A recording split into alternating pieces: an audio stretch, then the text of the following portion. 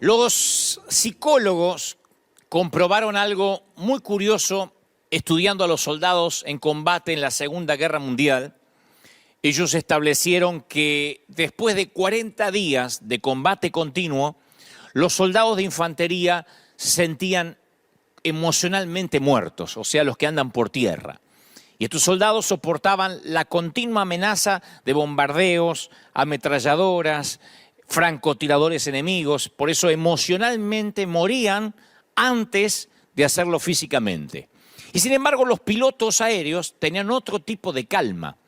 Los científicos llegan a la conclusión que la tasa de mortalidad en combate de los pilotos aéreos en la guerra era más alta que los de infantería. 50% de los pilotos aéreos morían en acción, pero curiosamente un 93% de ellos aseguraba sentirse feliz en las misiones, preferían ser pilotos aéreos. Entonces, ¿cuál es la diferencia? Que los pilotos aéreos tenían en sus manos el acelerador, sentían que ellos decidían su destino. Y por el contrario, los soldados de infantería podrían matarlos en cualquier momento porque ellos estaban parados, corriendo, se sentían indefensos. Entonces la fórmula es sencilla. La percepción del control es lo que produce calma. La falta de control es lo que origina temor. Por eso nosotros no tenemos tanto miedo a conducir un automóvil como solemos tener miedo a volar. Porque el automóvil, aunque las estadísticas dicen que son más las posibilidades de morir en un accidente de tránsito, el automóvil depende de nuestro control si lo estamos conduciendo. Tenemos el acelerador, el freno, el embrague, no sé, la palanca de cambios. El avión uno se sienta junto a una ventanita o junto al pasillo y uno no tiene la menor idea qué está haciendo el piloto, entonces, o el comandante. Uno no tiene el control. Pero uno no necesita una guerra para demostrar esta fórmula. Un grupo de investigadores alemanes descubrió que un embotellamiento de tránsito, un trancón, como le dicen en algunos países, triplica las posibilidades de un ataque cardíaco. Y tiene sentido, porque una congestión de tránsito es la pérdida del control máximo. Uno no puede hacer nada. Quieres ir hasta el aeropuerto o quieres ir al centro y quedas varado ahí. Y entonces el estrés y la preocupación aumenta a medida que disminuye la percepción del control. Entonces uno dice, bueno, si tengo el control estoy tranquilo, pero ese control también es un impostor cruel, porque alguien puede acumular, no sé, millones de dólares o de euros y perderlos en una enfermedad. Uno puede decir, tengo todo bajo control porque tengo ahorros, pero viene una enfermedad y se pierde todo. Un fanático de la salud puede comer solo nueces, lechuga orgánica, vegetales, y un día le descubren que tiene cáncer o que tiene un virus. Por eso las personas más estresadas son las adictas al control. Porque mientras que más intentan controlar el mundo, más se percatan que no pueden. Entonces no podemos tomar el control porque el control no nos corresponde. Y la Biblia tiene una idea mejor. Las Escrituras tienen una idea mejor respecto al control. Dice, en lugar de buscar el control absoluto, renuncia a él. Eso es lo que nos enseñan las Escrituras desde Génesis hasta Apocalipsis. No puedes tener el control, pero sí necesitas confiárselo a Dios. Entender la soberanía de Dios tiene mucha importancia en el tratamiento de todas las preocupaciones. Y muchas veces la preocupación es la consecuencia de cómo percibimos el caos. Si uno se siente que es víctima de fuerzas invisibles, aleatorias, que no podemos controlar, nos preocupamos más. Y esta pandemia que estamos viviendo es algo, voy a decir una obviedad, pero es algo que no podemos controlar. Humanamente no podemos controlar. Nos levantamos a la mañana, encendemos el televisor con las noticias o miramos en el celular y nos damos cuenta que no podemos controlar nada. No podemos controlar el contagio, sí podemos obedecer las leyes gubernamentales o del Ministerio de Salud, guardarnos en casa para que baje la curva de contagio, pero aún así tenemos la percepción de que no es algo que nosotros podamos arbitrariamente decidir. Al cierre del libro de Génesis, Dios había escogido un pueblo pequeño e insignificante para convertirlo en una nación grande. Así que para que ese pueblo sea testimonio a todas las naciones, Dios lo llevó a lugares que estaban más allá de su control.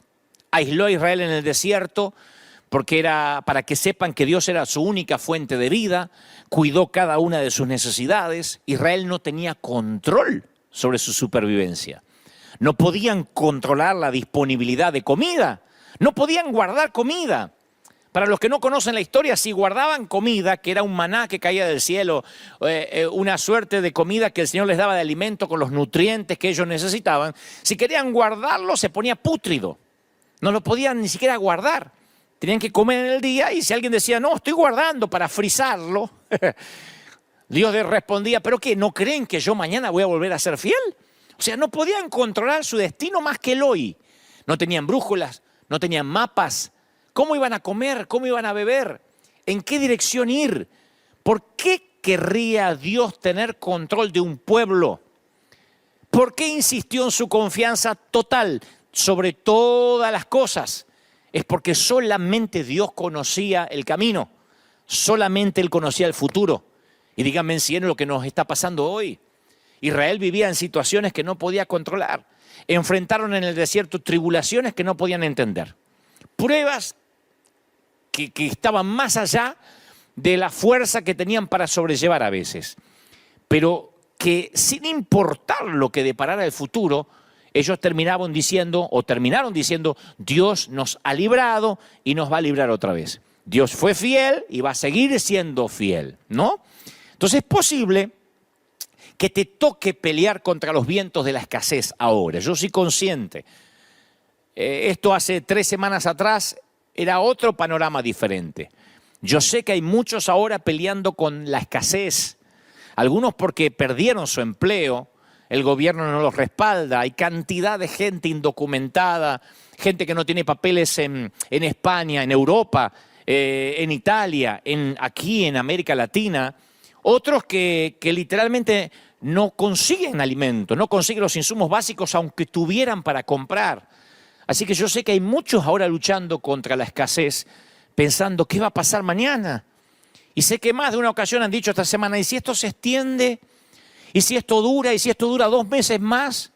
O tal vez eres de los que lucha contra una enfermedad, porque el virus de alguna forma tocó a seres queridos y te sientes tentado a oprimir el botón no de una guerra nuclear, sino del control. Porque el descontrol lo que produce es olas de ansiedad. Quien le da el control a Dios es una persona calmada. Y yo digo siempre, lo dije la semana pasada, hay mucha gente que nos está observando a los que tenemos al Señor. Y toma nota. Quien cede el control a Dios en este momento piensa con claridad, contagia la calma. Entonces tienes que ser, yo te aliento a que seas de los que dicen, sabemos que vamos a salir de esta, se va a terminar. Yo animo a los queridos consiervos a que sean líderes que enfrenten el reto, que reconozcamos que es una situación difícil y que digamos, sí, son tiempos duros, pero vamos a superarlos. Transmitir calma. No significa ser un superficial que no ve lo que está ocurriendo, un pusilánime que se esconde. No, transmitir calma. En esta temporada yo he tenido muy presente cuando Jesús le predicaba a la multitud, lo hablaba recién, cuando mostrábamos las imágenes de lo que estamos haciendo aquí en la ciudad donde Dios nos plantó. La palabra dice que cuando alzó Jesús los ojos, vio una gran multitud y le dice a Felipe, ¿de dónde vamos a comprar pan para que coman esto? Pero esto decía para probarles, porque él sabía lo que había de hacer. Los discípulos dijeron, despide a la multitud para que vayan a las aldeas y compren de comer. Y yo he leído tanto ese pasaje bíblico esta semana, porque en esa ocasión no lo llamaron maestro a Jesús. Generalmente decían, maestro, maestro, ¿quién se va a sentar a tu derecha y a tu izquierda? Maestro, cuéntanos de tu padre. Pero acá que faltaba comida, no lo llamaron maestro. No le presentaron una sugerencia. Le dijeron lo que tenía que hacer. Control. Tú tal vez en casa no estás enfrentando 5.000 barrigas hambrientas, pero estoy seguro que esta pandemia a lo mejor te dejó sin trabajo y el gobierno ya te dijo que no te va a dar nada porque te falta documentación, porque no aplicas, no sé, no calificas. O quizá un ser querido tuyo parece que está contagiado y no puedes ni siquiera ir a visitar a tu papá o a tu abuelo, o la cuarentena esta te hizo notar que te casaste con un cónyuge irritable y tú decías, no pensé que nos llevábamos tan mal hasta que nos tocó estar una semana entera bajo el mismo techo sin salir. O tal vez notaste en estas semanas que tus hijos no son tan angelitos cuando se trata de estar encerrados. Por un lado tienes un problema y por otro lado, como los discípulos, una cantidad muy limitada de paciencia, de sabiduría, de energía y de tiempo. O sea que lo que tienes dista mucho de lo que realmente necesitas. Tienes suficiente para llenar un vasito de tequila, pero tú necesitas llenar un barril. Por eso sientes que no tienes control, porque ahora no hay cuentas que alcancen. Y esa es una de las maneras que Dios tiene para llamarnos la atención. ¿Cómo? Quitándonos el control de nuestras vidas.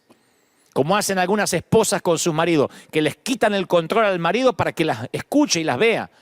Quitándonos el control, pero no el control remoto, el control que queremos tener de nuestra vida es la manera que Dios a veces tiene para llamarnos la atención. Cierta vez un predicador amigo fue a predicar a un grupo de pastores. Yo pienso que los pastores somos el peor público para que nos prediquen. Yo me ha tocado estar en algunas convenciones pastorales como orador. Prefiero 10.000 ateos y no 100 pastores, porque somos complejos. Noten que es una autocrítica, los pastores se sientan a veces como nos sentamos, como diciendo lo sabemos todo, a ver qué me va a enseñar este. Y a veces estamos más distraídos que si fuéramos un grupo de incrédulos. Y este predicador, que conocía hace unos años, pensó que tenía que llamarles la atención de algún modo, porque cada pastor estaba en su mundo. Y esto es lo que dijo. Hay dos cosas que me molestan muchísimo, dijo. La primera es que allá afuera están muriendo miles de almas sin Cristo y a ustedes les importa un carajo mientras tengan dinero y recursos y templos llenos. Y lo segundo que me molesta es que la iglesia es tan hipócrita que en este momento ustedes están más escandalizados porque dije carajo tras el púlpito que por los miles que se pierden allá afuera. Y obtuvo la atención del público, claro, como acabo de obtener la tuya ahora.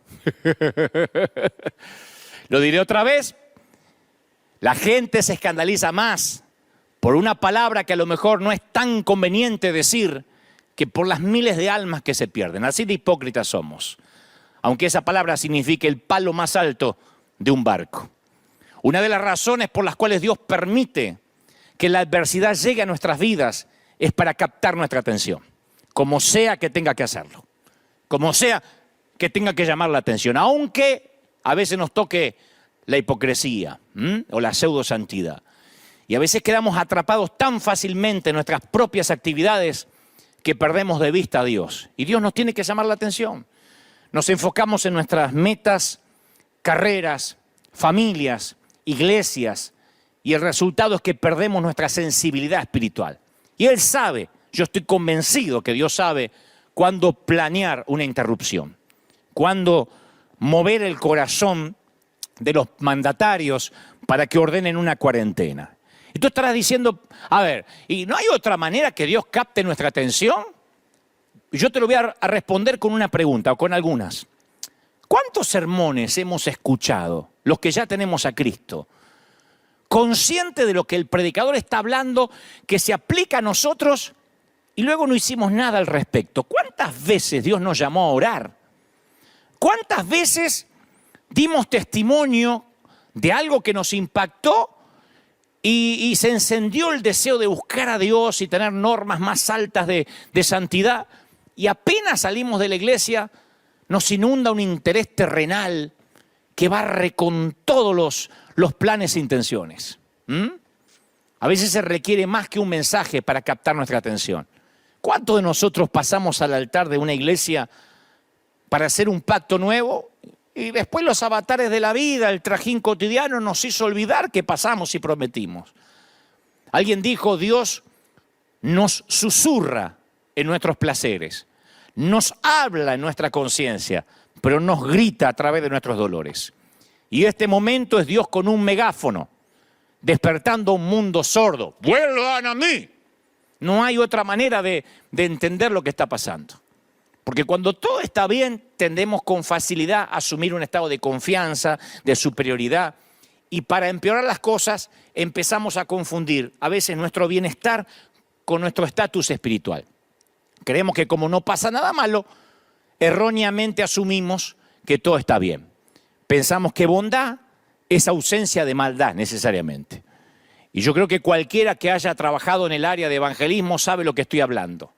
Es casi imposible para un incrédulo que carece de problemas, que lo presionen a que sienta la necesidad de un Salvador. Cuando todo marcha bien, ¿por qué echarlo a perder pensando en Dios? ¿Por qué hay que pensar en la muerte? ¿Por qué hay que preocuparse por el mañana? Yo veo ahora cómo la gente nos recibe cuando llegamos con alimentos.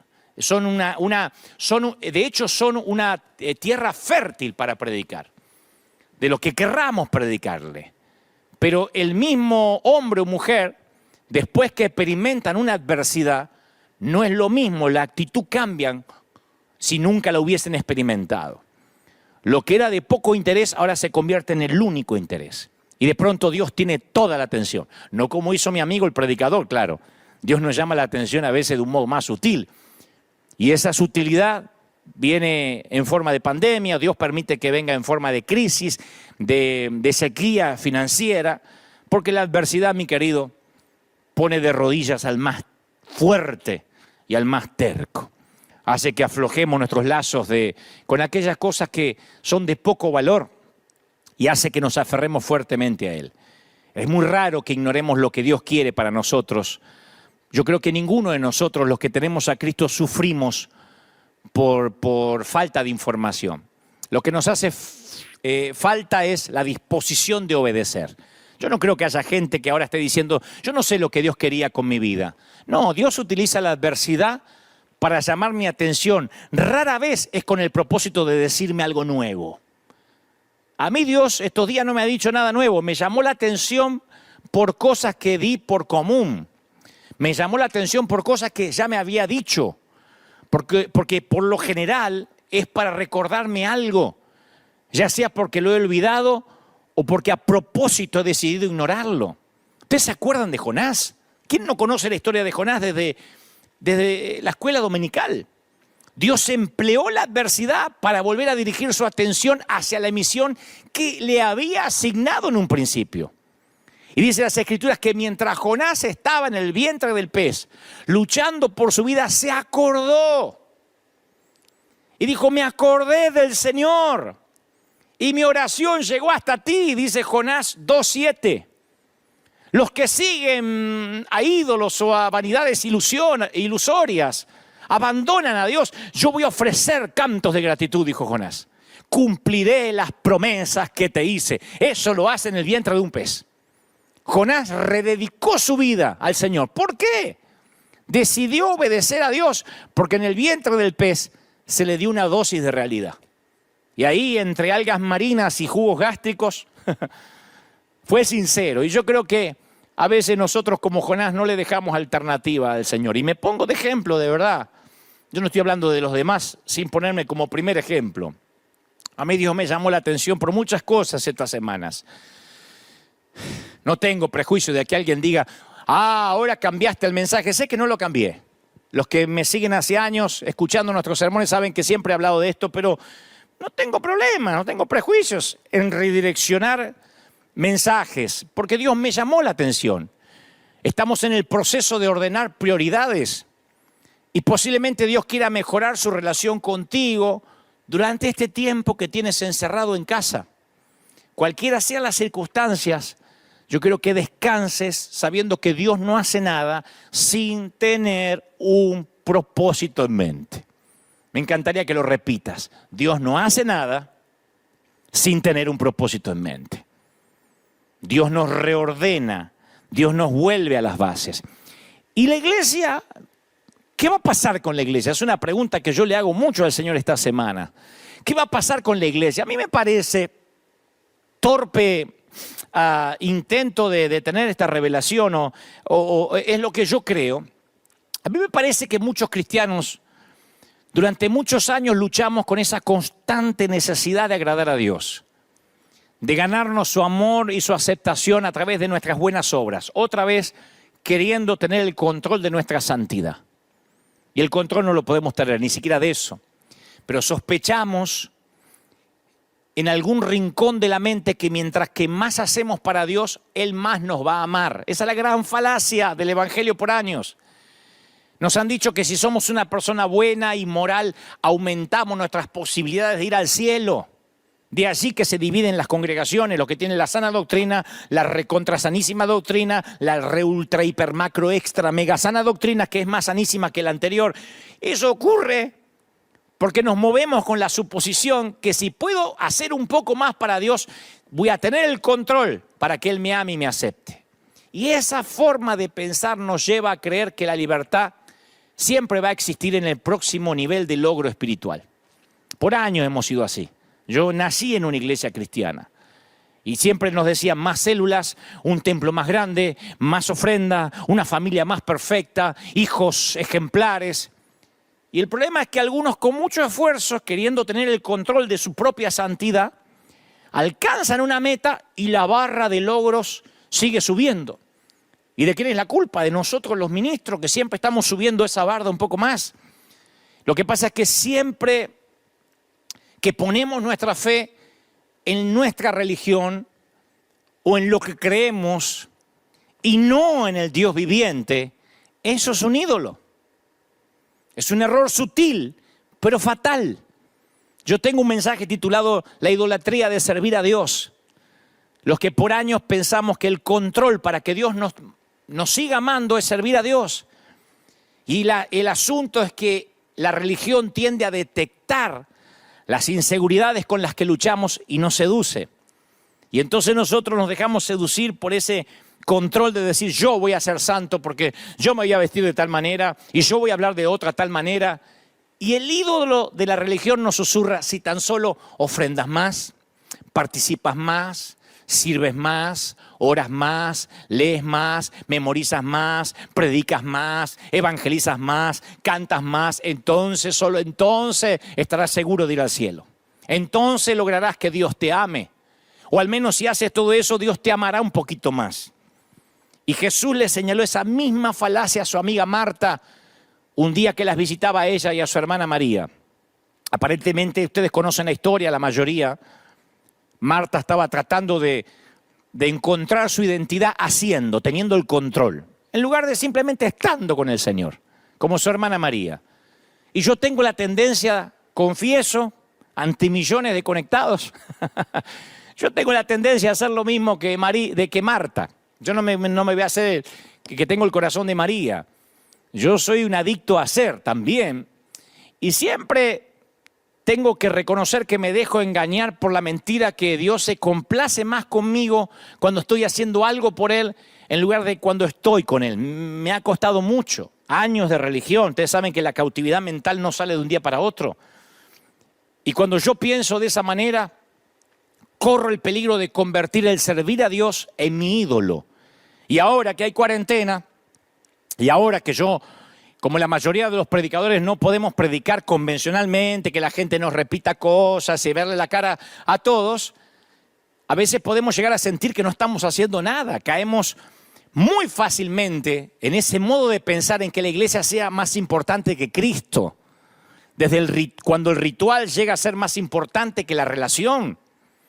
Así que nos montamos en una suerte de cinta fija, esas que son para correr y bajar de peso, que está buena si es para bajar libras o kilos, pero cuando es una cinta fija espiritual es terrible, es mortal, porque corremos, y mientras más corremos en la religión y haciendo y teniendo 3 servicios por semana y 5 reuniones de oración y células y evangelismo, y mientras más corremos, más exhaustos nos sentimos.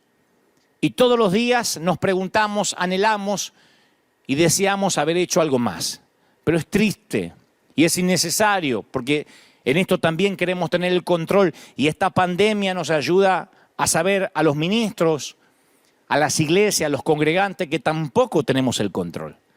La verdad, la realidad es que lo que tú haces con Jesús siempre fue más importante que lo que haces para Jesús. Lo que haces con Jesús siempre fue más importante que lo que haces para Él. Es como pasa ahora con nuestros hijos.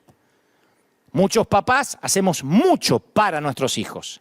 Les pagamos los zapatos, la ropa, el colegio, los libros, el estudio. ¿Cuántas cosas hacemos para nuestros hijos?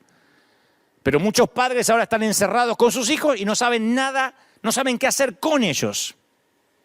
No tienen relación. Claro, si algunos los vieron crecer durmiendo. Se iban a la mañana, estaban durmiendo. El papá volvía a la noche y estaban otra vez durmiendo. Entonces son hijos que proveyeron para los hijos, pero que pocas veces estuvieron con ellos. Y con el Señor pasa igual. Muchos de nosotros sabíamos servir a Dios, pero muchos no saben estar con Dios. Y por eso a veces la frustración. Porque no sabemos qué hacer con Él, no sabemos orar si nos quitan la manera religiosa de hacerlo. Aquí han tenido que verse los verdaderos adoradores. Hay gente que solo adoraba acá los domingos y no sabe adorar en su casa solo. Y el Señor anhela esa oración privada, que no viene del contagio necesariamente. Hay gente que solo agarraba la Biblia si la agarraba los domingos. Y ahora tiene que recurrir a las Escrituras en casa, porque siempre sirvió, trabajó para Jesús, pero nunca estuvo con Él, o pocas veces. El libro de los Hechos es una rica fuente de perspectiva sobre la lucha de la iglesia primitiva con eso de convertir la religión o el servir a Dios en un ídolo. Porque a veces con frecuencia olvidamos que la mayoría de los primeros cristianos eran personas religiosas antes de seguir a Jesús, la mayoría. Y habían pasado la mayor parte de sus vidas practicando costumbres religiosas de la fe judía. Y cuando se convierten al cristianismo, prometen seguir la senda de Cristo. Muchos de ellos mezclan sus costumbres, sus costumbres judías a un nivel malsano. Muchos de ellos, por ejemplo, en Hechos 15, literalmente Hechos 15, nos da un poco el panorama de lo que pasaba. Literalmente dice, entonces algunos enseñaban a sus hermanos, si no os circuncidáis conforme la ley judía, conforme Moisés, no podéis ser salvos. Esto lo enseñaban después de que Jesús había pasado por la cruz. Después de que Jesús había dicho que Él era el único camino hacia Dios. Entonces dice las Escrituras que como Pablo y Bernabé tuvieron una discusión con ellos y una contienda no pequeña, dice las Escrituras, se dispuso que subieran Pablo y Bernabé a Jerusalén para tratar esta cuestión con los ancianos. O sea, sabían que Jesús era el único camino. Decían, sí, sabemos, Jesús nos enseñó que solo hay que creer en Él. Pero también tienes que hacer algo más para ser salvo. Vamos a agregarle la circuncisión. No puede ser tan simple. Porque la religión siempre añade. Por eso creo que si hay que buscar tesoros en medio de este barro, si hay que entender algo bueno en medio de lo que está viviendo ahora el planeta, es esto. Que la religión siempre nos añadió y ahora el Señor nos quitó todo lo que añadimos. Nos quitó el control. Siempre añadimos. Aquellos judíos cristianos estaban tomando la salvación, que viene por medio de la fe en Jesús, solo por medio de la fe, y lo que hizo él en la cruz, y le estaban añadiendo reglamentos. La circuncisión, vamos a agregarle algo porque no puede ser que solo sea la cruz. Y crearon una ecuación que es algo así. Jesús más circuncisión igual a salvación. Ahora nosotros miramos eso y decimos, pero ¿cómo? Es una tontería. ¿Cómo alguien va a creer que porque se circuncida va a ser cristiano? Eso solo puede creer un judío. No, los judíos decían, aún los gentiles lo tienen que hacer, si no, no serán salvos. Y todas las generaciones y todas las culturas han sido tentadas a añadir algo a la ecuación. Todo lo hemos hecho. No agregamos circuncisión, pero decimos, bueno, Jesús más ser bautizado por inmersión. Eso es salvación, si no, no estás salvo. Jesús más haber participado de la Santa Cena, si no, no estás salvo. Jesús más votar por los republicanos o por los demócratas. Jesús y ser arminiano o calvinista. Siempre estamos agregando algo. Jesús, pero te tienes que congregar seguido. Y existen docenas y docenas de cosas con la que hemos intentado llenar ese espacio en blanco. Y cada vez que lo hacemos, cada vez que le agregamos algo a la cruz, a lo que ya Cristo hizo, estamos mezclando ley con gracia. Estamos mezclando ley con gracia. Hechos 15 es un recordatorio de que la religión siempre tiende a complicar lo que Dios hizo sencillo. Siempre estamos intentando elevar una acción nuestra o una experiencia nuestra al estatus de ídolo, sumándolo a Jesús. Porque es la manera de tener control. Yo estoy ungido y tengo la unción porque pagué el precio. Oh. Entonces las ovejas miran al ungido como diciendo, bueno, él es algo como yo, pero él pagó un precio aparte por tener unción. Entonces ponemos la unción al nivel de Jesús, al nivel de ídolo. Bueno, yo soy salvo como todo el mundo, pero cuido la sana doctrina. Aquí las mujeres usan la falda por acá y no se depilan, gloria al Señor. O sea, Jesús más mujeres no depiladas, salvación, es una locura. Bueno, nosotros creemos en la salvación, pero también creemos en la llenura del Espíritu. Y también le agregamos a la salvación la llenura del Espíritu. Si todo el mundo no grita y no hace racataca, entonces no hay verdadera salvación. Siempre estamos agregando algo a lo que es sencillo.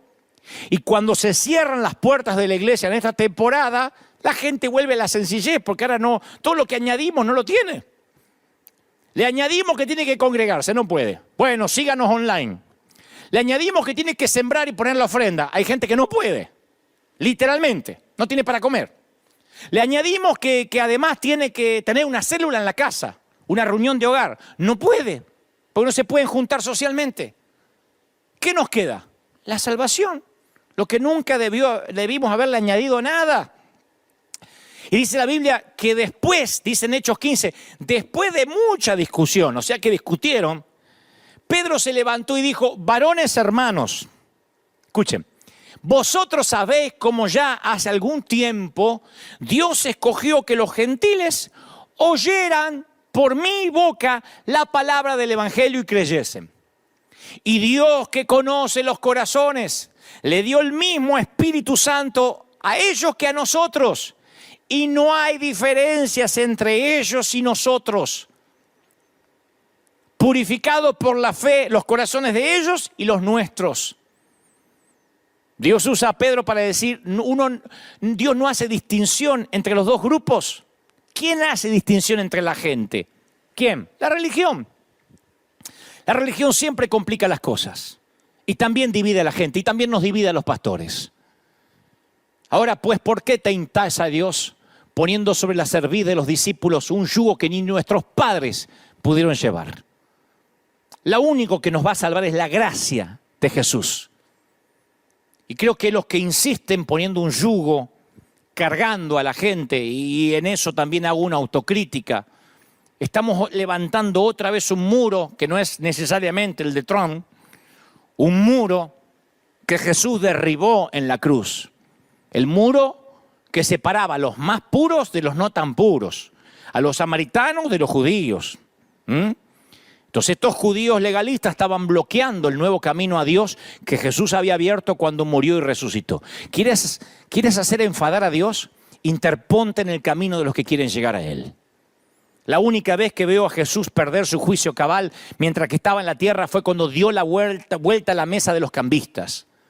Y algunos dicen es porque no se puede vender Biblia en el templo. No, porque llegaban con sus sacrificios al templo y le decían no, el sacrificio tiene que ser hecho con animalitos que tengamos acá. Y para comprarlo tiene que hacerlo con la moneda local. Y ahí en el cambio los estafaban.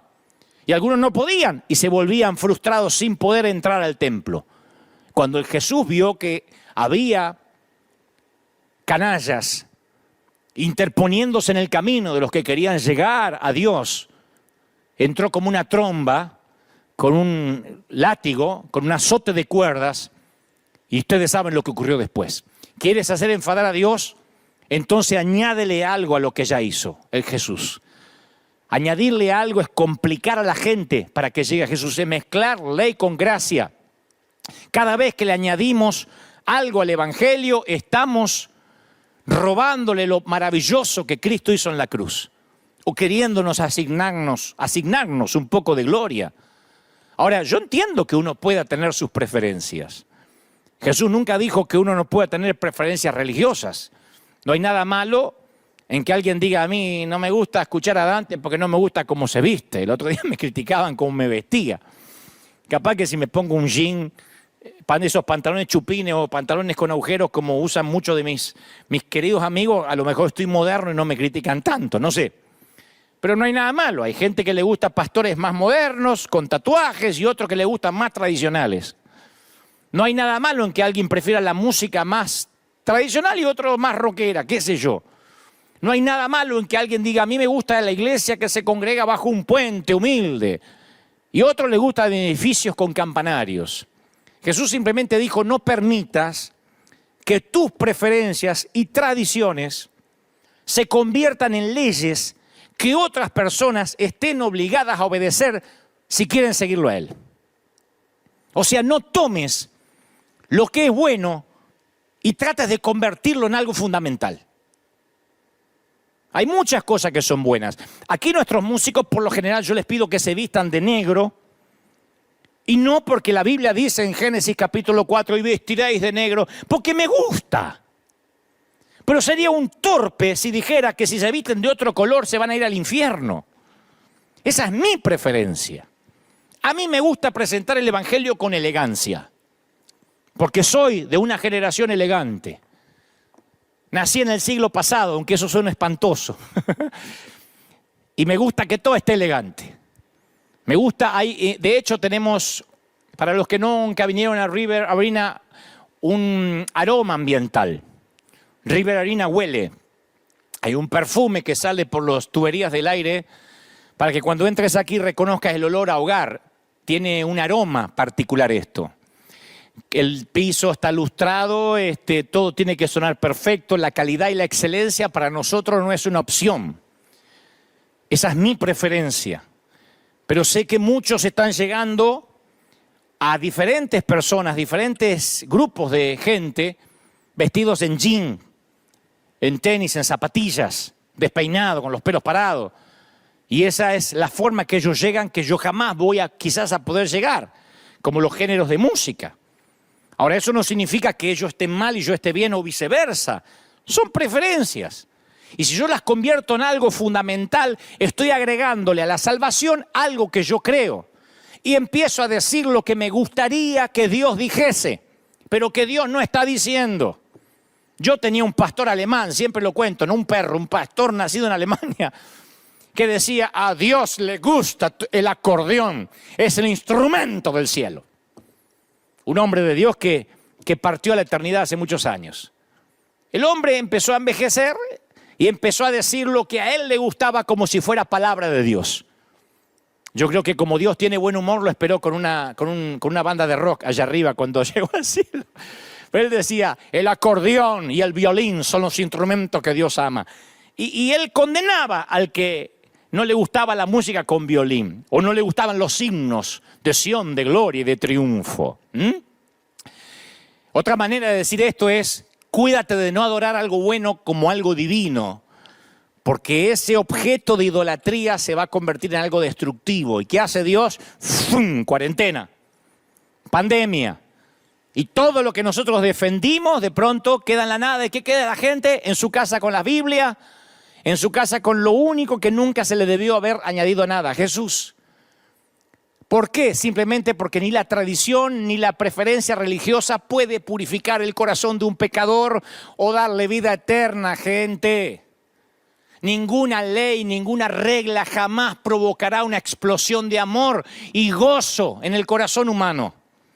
Búscame una iglesia llena de reglas y te mostraré una iglesia llena de caras tristes y agobiadas, porque le ponemos un yugo más fuerte, más pesado del que pueden llevar. ¿Quién tiene el matrimonio perfecto? ¿Quién tiene los hijos ideales? ¿Y quién tiene una suegra buena? Díganme quién.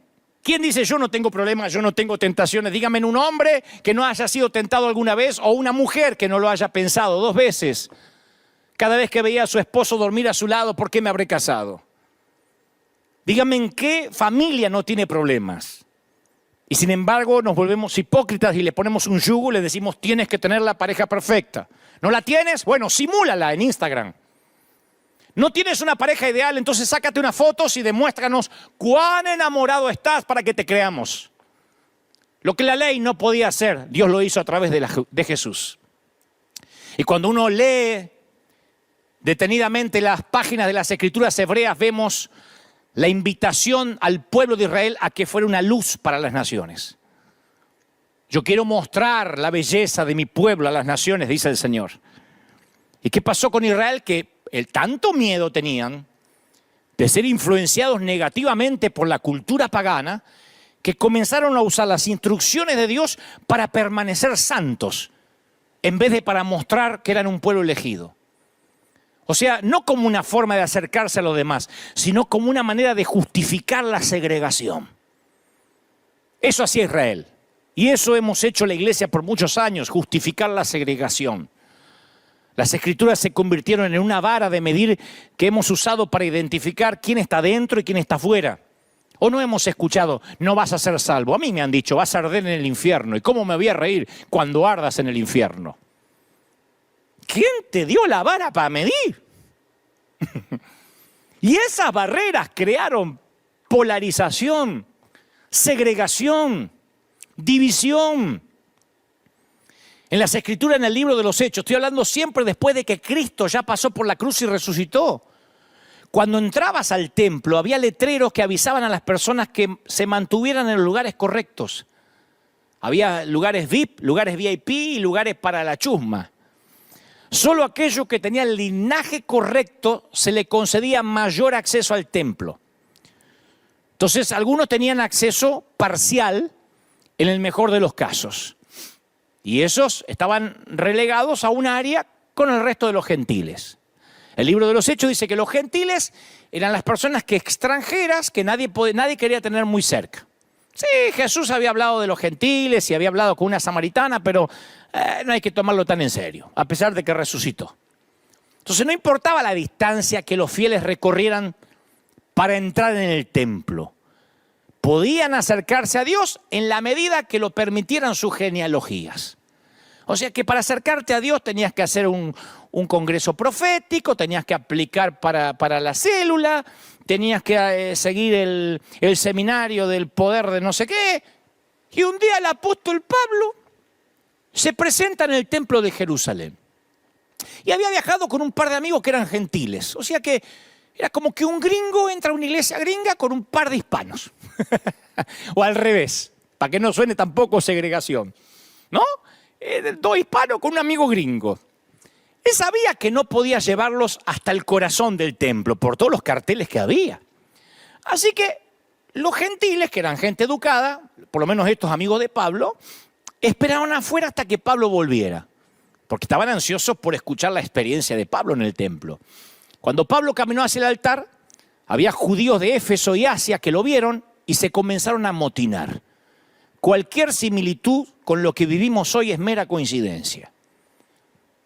Lo agarraron y comenzaron a gritar, este es el individuo que anda por todas partes enseñando que el evangelio es para todos. Y ha traído griegos al templo, profanando el lugar santo. Léanlo, Hechos 21, 28. Ha traído gente rota, como me dijo alguna vez. Dante, River Arena crece porque ahí dejan entrar a cualquiera. Y más vale. Hasta a ti te dejaríamos entrar. ¿Cómo no vamos a dejar entrar a gente rota? Y miren el pastor que tienen. Y dice la palabra que cuando lo acusan a Pablo de haber metido un gentil en el templo, la ciudad se alborota. La gente agarra a Pablo, lo saca a las rastras y cierran las puertas del templo para que no se contamine.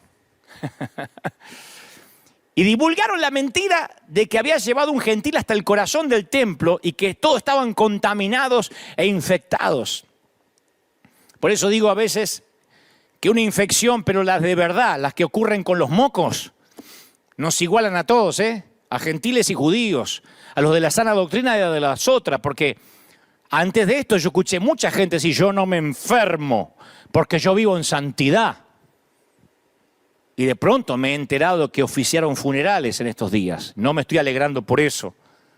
Nada más Estoy hablando de que cuando viene una infección, de las de verdad, la equidad nos pone a todos en la misma condición. Pero aquí los apóstoles o los judíos o los que creían que tenían la sana doctrina, dijeron Pablo nos infectó. Y este no es un tema antiguo, es algo que sucedió y que está sucediendo. Pablo dice, porque Cristo es nuestra paz, de los dos pueblos ha hecho uno solo, derribando mediante el sacrificio el muro de enemistad que nos separaba, anuló las leyes, los requisitos, y él proclamó para ustedes, para los que estaban lejos y para los que estamos cerca. Pues por medio de él nos dio acceso al Padre por un mismo espíritu. Efesios 2:13. Pablo dice, todos somos iguales. Es lo que nos está pasando ahora.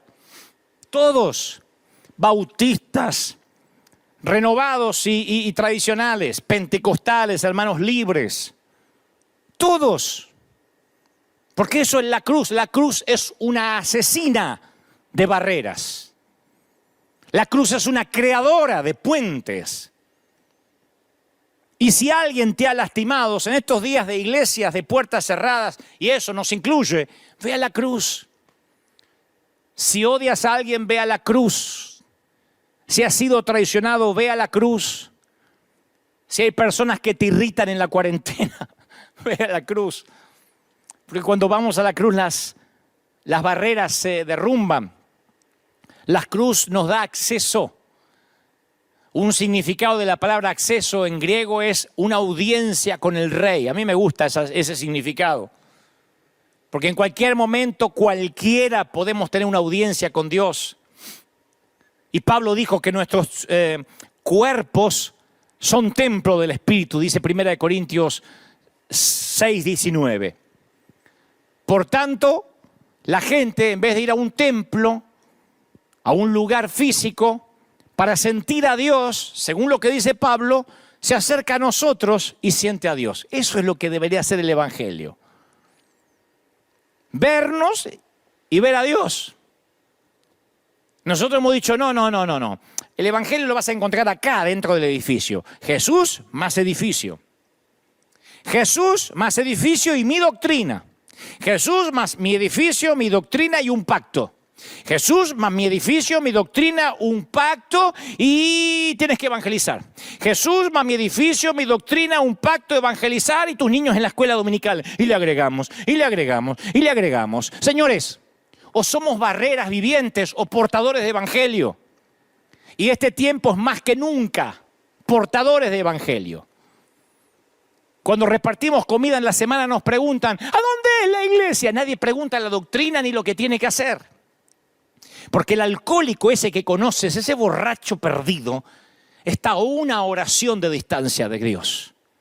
La persona más airada que conoces, a una oración de distancia. El criminal más peligroso, la persona más adicta a las drogas que conoces, el peor terrorista del mundo, el dictador, el peor jefe que hayas tenido está a una oración de distancia. La persona más narcisista, la persona más racista, a una oración de distancia. Esa persona más disfuncional de tu familia que los tiene a todos hartos, está a una oración de distancia. La persona más odiosa está a una oración de distancia de la cruz. Tú estuviste, yo estuve a una oración de distancia. ¿Se acuerdan? ¿Te acuerdas cuando pronunciaste esa oración? Esa oración que cambió tu vida como cambió la mía. Señor Jesús, entra en mi vida, anota mi nombre en el libro de la vida. Y aunque yo tenía 7 años cuando mis papis se entregaron al Señor, fue una campaña de el querido Gigi Ávila en el estadio de Atlanta en Buenos Aires, donde yo entregué mi vida al Señor. Nuestras vidas serán imágenes de la cruz, acogiendo a personas para que tengan una audiencia con Dios, o se parecerán al templo de Herodes, excluyendo a las personas mediante barreras y toda clase de segregación. Acá los apóstoles, los recontrapóstoles, los superungidos y más allá el ovejerío, acá los que diezman, los que nunca diezmaron, siempre estamos segregando. La cruz acoge, el templo de Herodes excluye. La cruz es profunda y amplia y el templo de Herodes es poco profundo y estrecho. Lo esencial de la cruz es atraerte lo más cerca posible. Y lo esencial del templo de Herodes es mantenerte lejos, distante. Entonces yo me pregunté toda esta semana y estos últimos días, ¿representa nuestra iglesia la cruz? ¿Está llena esta iglesia de personas de todo tipo? Gracias a Dios esas respuestas fueron positivas acá. Porque River es conocida por ser una iglesia que alberga gente rota. Siempre hay un asiento disponible para alguien que ha hecho desastres con la vida y algunos me dicen, me echaron de las iglesias de hecho. Pero si tu congregación, si tu vida no representa la cruz, entonces creo que esta pandemia va a reordenar tus prioridades. Yo pienso que a nuestras congregaciones van a seguir llegando gente con diferentes elecciones sexuales, van a seguir llegando divorciados, separados, en concubinato. Y yo no estoy diciendo ni voy a hablar de doctrina, ni lo que está bien o lo que está mal, porque el tiempo apremia y no es lo que haré ahora.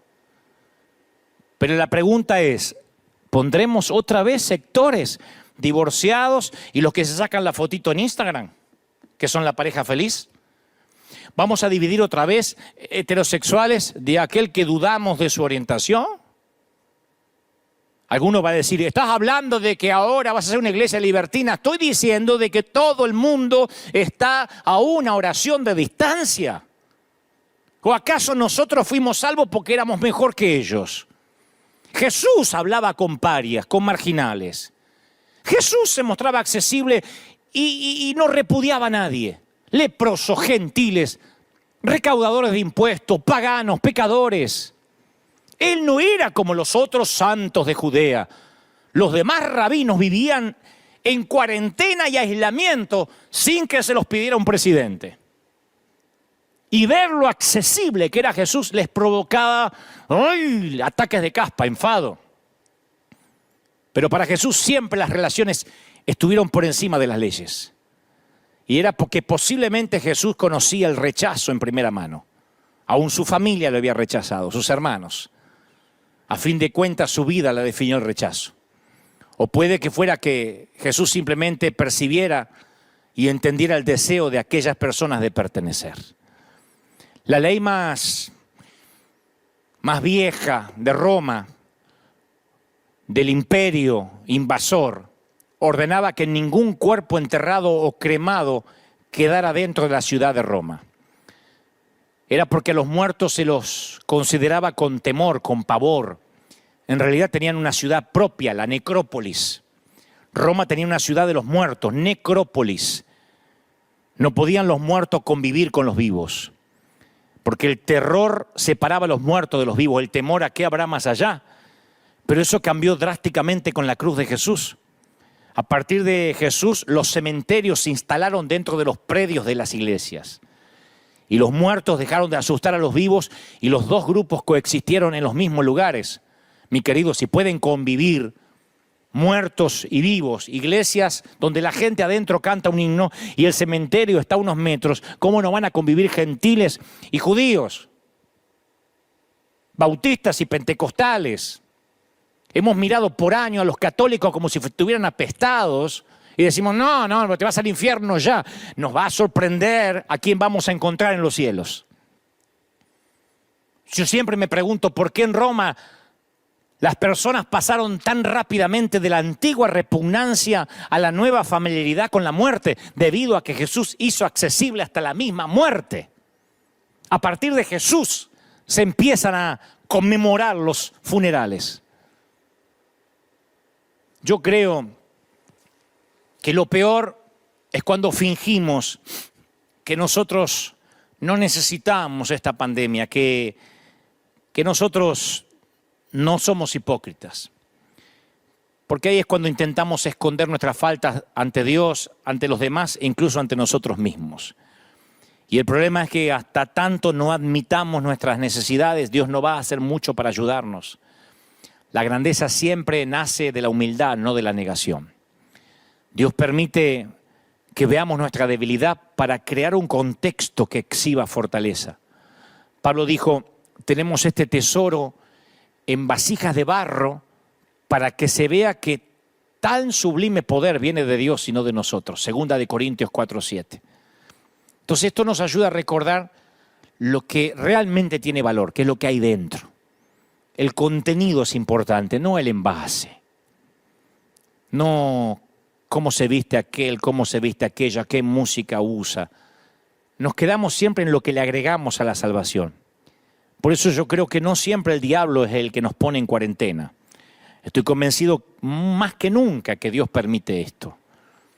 Porque nuestras limitaciones, estos momentos de quietud son muy buenas para mantenernos conectados con Dios.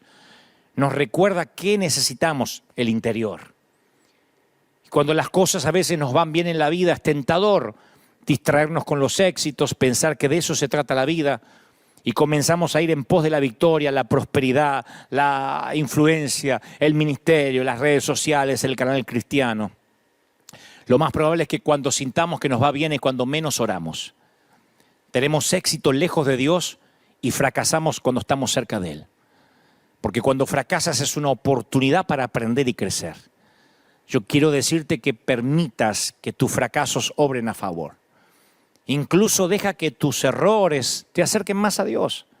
Yo siempre le digo a la gente de nuestra iglesia, fracasen más cerca de Dios, más cerca de la dependencia, más cerca de la fe. Quitemos esa palabra cayó de la gracia. Uno nunca cae de la gracia, uno cae en la gracia. La gracia es una cuerda de amor, como dice decía la canción de Julio Melgar. Cuerdas de amor que te sostienen.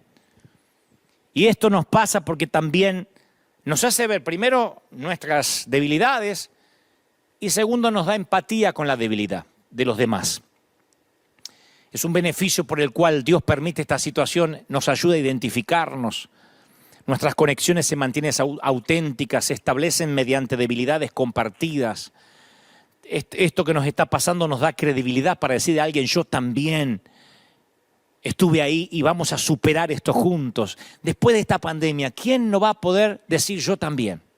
¿Quién va a poder decir yo no tuve que hacer cuarentena, yo pude seguir viajando? La verdad que yo no me enteré, no vi las noticias. ¿Quién? Por eso la verdadera empatía es un regalo poderoso que puedes dar solo si has pasado por algo similar. ¿A quién escucha la gente cuando necesita más ayuda? ¿Al intelectualoide que lo sabe todo? ¿O a las personas que ya han pasado por ese camino y que sobrevivieron para contar la historia? Yo también me divorcié hace unos años. Tranquila, vas a salir. Yo también enviudé. Tocamos a las personas que nos rodean debido al dolor y la humanidad que compartimos. Piensa cuándo fue la última vez que te desmoronaste y lloraste delante de un amigo.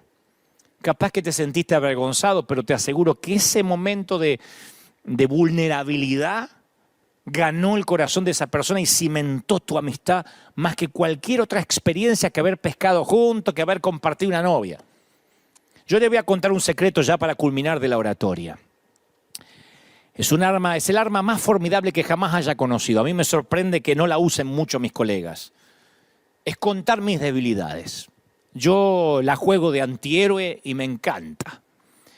Porque he descubierto que cuando me presentaba intachable, un superhéroe de Marvel, había distancia. Pero cuando cuento lo que yo lucho, en lugar de pensar que la autenticidad socava la autoridad, no. Él abre los corazones de la gente, desarma a los defensivos, ablanda a los duros, me gano la ternura de los indiferentes, demuestra a las personas que no deben temerme ni reverenciarme. Dicen, este es igual que yo, soy uno de ellos y por eso me abren la puerta de sus almas y me permiten hablarle a sus vidas como ahora. Por eso tenemos tanta gente conectada ahora. Yo creo que no puedo yo alegar ni darme crédito de lo que Dios hace, pero si pudiera permitirme una pequeña cualidad, es que yo no pido que me reverencien ni digo, ¿cómo hago yo que pago un precio que tú no pagas? Las dos palabras que las personas más necesitadas, más dolidas, necesitan escuchar, no son deberías, sino yo también. Yo también. Y la pandemia nos enseñó al yo también. Un ejemplo es Jesús. Él entró a la raza humana como un bebé. Eso dice mucho de él. Los bebés son las criaturas más indefensas del planeta. Su mamá era una adolescente que aún no estaba casada y su papá era un tipo de clase obrera. Y el crecimiento de Jesús no pudo estar más lejos de lo que alguien de la realeza hubiese esperado. 30 años de humanidad que no se habla nada casi en la Biblia. Y un ministerio que solo dura 3 años y poquito, 3 años y medio. Si haces la cuenta, más del 85% los pasó en el anonimato. ¿Por qué Jesús pasó por la infancia, por la pubertad? ¿Por qué no apareció como Thor, el del martillo de Marvel, y salvó a la humanidad, o como Terminator, bajó desnudo siendo adulto, le robó la chaqueta de cuero a alguien y se puso a sanar gente? El libro de Hebreos dice por qué fue tan humano, porque no tenemos un sacerdote incapaz de no compadecerse de nuestras debilidades, sino que ha sido tentado en todo, en la misma manera que nosotros. En otras palabras, su humanidad es la que nos acerca a Él. Eso es lo que cierra la brecha entre Dios y el hombre. Como dijo una vez, la persona de Jesús es el grito de ¡yo también! De Dios. ¡Yo también! El grito ¡yo también! De Dios es haber enviado a su Hijo. Y esto hace que todos vamos a decir ¡yo también! Claro, porque ahora los pastores vamos a tener también que decir que yo también tuve miedo. También tuve shock cuando tuvimos que cerrar las puertas de los templos. También nos asustamos cuando tuvimos que enterrar a gente piadosa de nuestras iglesias.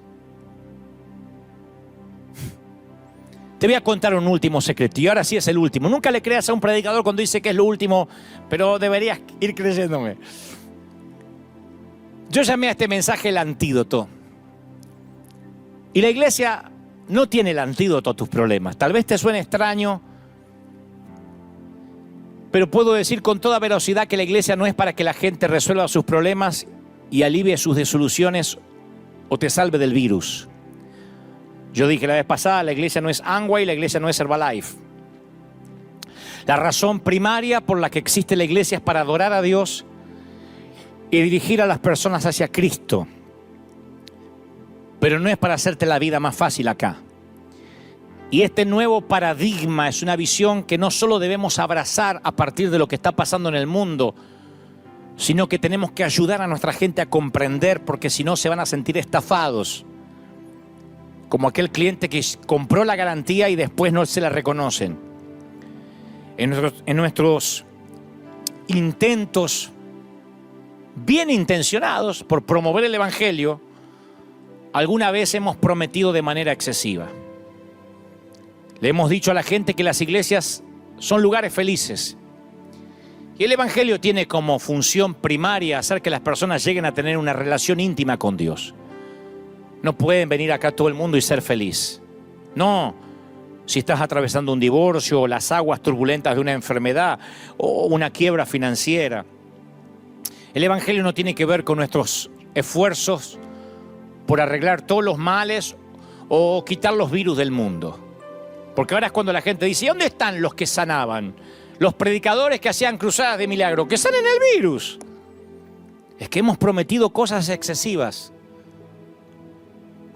El evangelio tiene que ver con que Dios reparó nuestra relación con Él a través de la cruz. Punto. Si te sana o no te sana, es un regalo de Él. Y los regalos no se reclaman. Los regalos no van, Señor, tú dices acá. Lo importante, como dije el domingo pasado, ¿a dónde te vas a pasar la eternidad? Porque todo el mundo es eterno. Hasta esa falacia hemos tenido toda la vida. De decir, ¿quién quiere recibir la vida eterna? La vida eterna la tienen todos sin ir a una iglesia. Eternamente vas a vivir en el cielo o en el infierno. Si has tenido un bebé en los brazos, es lo único eterno que habrás cargado. Los autos no son eternos, la ropa no es eterna, pero ese niño eventualmente será un adulto, un anciano y a algún lado se irá a vivir. La vida eterna la tenemos todos, el tema es dónde la vamos a pasar. Entonces quiero que sepas esto, la iglesia, cuando las puertas se abran, los templos no te van a hacer sentir necesariamente cómodo. La iglesia no va a ser la respuesta a todas tus necesidades.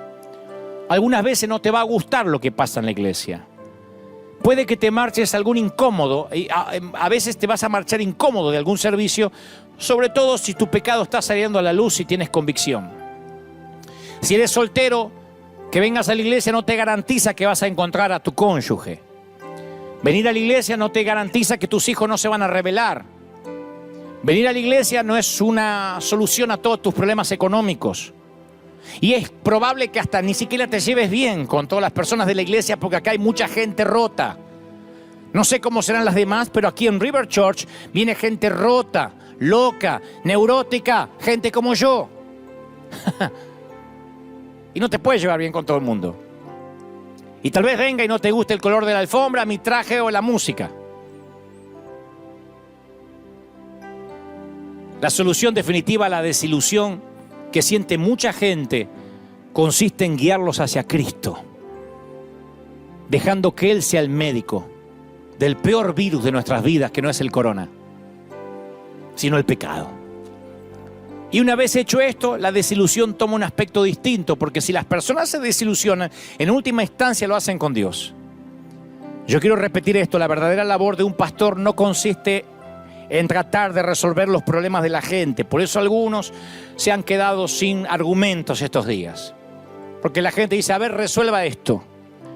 El verdadero trabajo de un pastor consiste en ayudar a las personas a enfrentarse con la realidad de la eternidad con Dios, aunque con frecuencia no entendamos los caminos que Él decida hacernos transitar.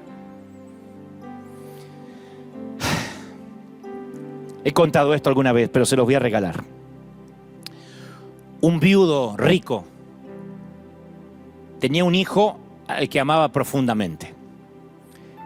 Y entre otras cosas, el padre era aficionado al arte y viajaba por el mundo coleccionando pinturas invaluables de Rembrandt, de Monet, Van Gogh. Y un día, cuando volvió, decoró su extensa propiedad con aquellas atesoradas pinturas. Los años pasaron, su hijo creció, la nación estaba en guerra y el hijo se alistó para defender a su país. Después de unos años de combate, el padre recibió un telegrama que le informaba tristemente que su hijo había muerto bajo territorio hostil, en acción. Y con eso llegó el desánimo y el duelo para el papá. Varios inviernos pasaron y el padre pasaba navidades a solas, triste, cuando alguien tocó la puerta. Sale y era un joven soldado parado en la puerta. Le dice: señor, yo estaba en el mismo pelotón que su hijo durante la guerra. Nos hicimos muy amigos y a menudo me hablaba de su amor por el arte. Y yo no soy un gran artista, ¿sabe? Soy soldado. Pero una noche durante un descanso dibujé un retrato de su hijo.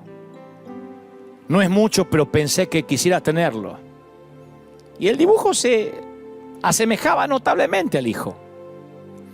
Cayeron lágrimas en los ojos del papá y aquella pieza de arte se convirtió en la más preciada para el hombre. La colgó sobre la repisa de la chimenea y cada día la miraba. Entre un Monet y un Rembrandt estaba el dibujo de un soldado en las líneas enemigas con el retrato de su hijo. Pasaron los años y el papá murió. Y coleccionistas de todo el mundo volaron para comprar las obras de arte que estaban siendo subastadas. Posibles compradores llegaron esperando llevarse un Rembrandt, un Monet. Y para la sorpresa de todos, la subasta no comenzó con lo que habían esperado, sino con una pieza que no estaba en la lista: el dibujo hecho por el soldado. Y los coleccionistas miraban todos desconcertados, un dibujo amateur. Estaban enojados, impacientes. Dicen: no viajamos de tan lejos para comprar el dibujo de un novato, salgamos de esta subasta. Y el subastador prosiguió: comenzamos la subasta con el dibujo en $10. Y nadie ofertó, porque se sentían ofendidos. Venían a invertir millones en las obras de arte. $10 a la una, nadie ofertaba. $10 a las dos. Y un viejo hombre de atrás levantó la mano y dijo: hey, yo he sido vecino de esta familia por años. Conocí al padre, conocí al hijo, conocí a la madre antes que muriera. Yo voy a comprar el dibujo. Después de todo, $10 es lo único que tengo. Me gustaría mucho tenerlo. $10 a la una, $10 a las dos, $10 a las tres, y el subastador golpeó el martillo y dijo, vendido. Y luego, para sorpresa de todos, dijo, la subasta acaba de terminar. Y la multitud comenzó a protestar. ¡Ey!, dijo un coleccionista, pero si todavía no comenzamos. No puede ser, se quejó otro. ¿Qué sucede?, dijo un coleccionista más. Y el subastador dijo, es muy simple. Según el testamento del Señor, del Padre, dice, cuando subasten todas mis pinturas, comiencen con el dibujo de mi hijo. Y aquel que se lleve a mi hijo, se lleva todo el resto. El ir a la iglesia o el venir no te va a ofrecer salvación ni solución. Los predicadores somos torpes, humanos, expuestos al virus, igual que cualquiera de ustedes. El único que tiene la solución y el antídoto es el Hijo de Dios. Y aquel que tenga hijo lo tiene todo, incluyendo el antídoto. Me encantaría orar por ti. Sé que hay muchas personas por primera vez mirándome, oyéndome. Me encantaría que digas, repite conmigo esta oración. Si te llevas al Hijo, te llevas todo. El antídoto para todos los virus. Yo que tú consideraría repetir conmigo. Di conmigo, Señor Jesús, te recibo como mi suficiente Salvador. Entra en mi vida. Transfórmame. Perdona mis pecados. Reconozco que no tengo el control de nada, ni de mi vida, ni de mi muerte. Tú tienes el control. Repite conmigo, por favor. Reconozco que no sé lo que voy a comer mañana. Reconozco que no sé si voy a conseguir empleo. Reconozco que no sé si mi matrimonio se va a arreglar. Solo sé que tú tienes el control. Y la cruz está a una oración de distancia a que yo tenga al Hijo de Dios. Entra en mi corazón. Anota mi nombre en el libro de la vida. Amén. En fin, y el resto, los que ya tenemos al Señor, vamos a orar juntos en este momento final. Yo oro y bendigo a todos aquellos que hasta esta hora se han quedado pendientes, a los que no se han movido ni un segundo de la pantalla, a los que han clamado, a los que han orado, a los que han estado pendientes. Señor, yo los bendigo para que entendamos el propósito que tú tienes. Sopla sobre ellos una convicción que yo no puedo generar. Señor, torpemente yo he hablado al intelecto de quienes me prestaron sus oídos, pero yo sé que tú mientras has estado operando a corazón abierto. Quirúrgicamente has metido tu mano donde yo no puedo llegar. Los bendigo. A los que llamé la atención desde el principio y a los que se sumaron luego. Sopla sobre ellos una doble porción de tu espíritu. Sopla de modo que este mensaje llegue hasta los rincones más recónditos del planeta. Oro por Europa, por el viejo continente. Oro por los misioneros y los pastores que están allá, para que no bajen los brazos. Oro por la cantidad de respiradores que faltan, por los enfermos que duermen en los pasillos, en los suelos, por los que están hacinados en sitios militares. Oro por los que están dando la vida por otros. Bendigo a toda América Latina. ¡Sopla, Dios! Desde México hasta Tierra del Fuego, desde México hasta Canadá, y luego los 5 continentes, Asia, África, América, Oceanía. Sopla, Dios, para que tu gloria sea fuerte, poderosa, única en cada sitio, y que todo el mundo nos volvamos hacia ti. Para que hayamos entendido los predicadores de qué se trata el Evangelio, y nadie de ninguno de nosotros jamás tengamos el tupé, la torpeza, la falacia de agregar algo a lo que tú has hecho en la cruz y de mezclar ley con gracia. Gracias por la cruz, porque es todo lo que necesitamos. Ateos, musulmanes, católicos, protestantes, la cruz está tan cerca de cada uno como de aquel que ha estudiado teología y aquel que jamás supo lo que es una Biblia. Yo sé que la cruz hermana gentiles y judíos, los que siguen la ley y los que no, divorciados, gente rota, a todos los que están luchando con alguna pandemia interna, abandonados, abusados, solteros, casados, separados, en concubinato, como sea que estén. ¿Cómo te ama el Señor? Me dice el Señor que te diga que te ama tanto. ¿Cómo te ama el Señor? Princesa, ¿cómo te ama el Señor?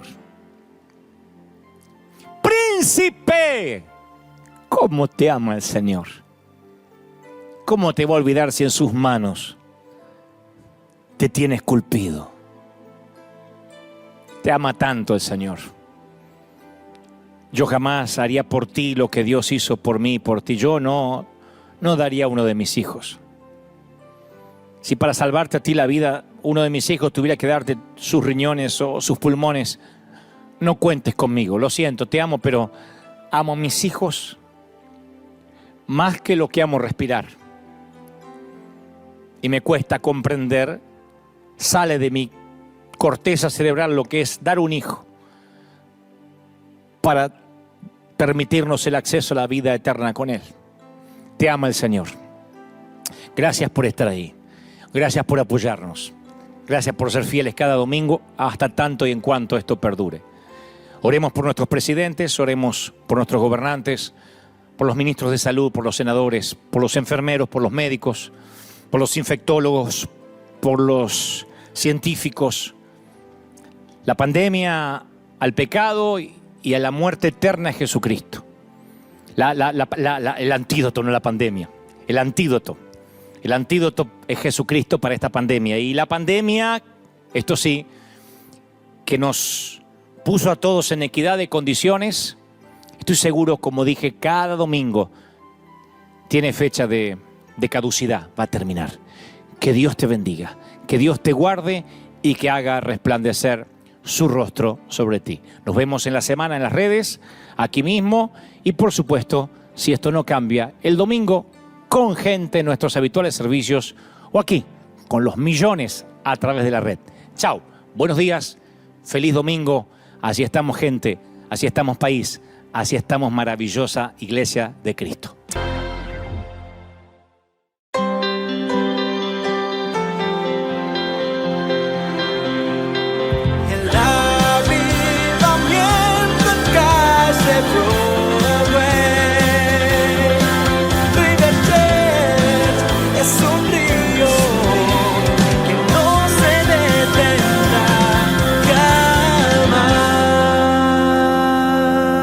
Cuando vas a almorzar, a tomar un café o a cenar a cualquier restaurante europeo, cualquier sitio de Europa, España, Italia, no sé, Inglaterra, por lo general el gusto culinario de los chefs, que es traspasado a los camareros, decide cuánto queso ponerte sobre la pasta, cuánto tiene que ser la cantidad de un espresso, cuánto azúcar le debes poner. Y siempre la pregunta es, dígame hasta cuándo.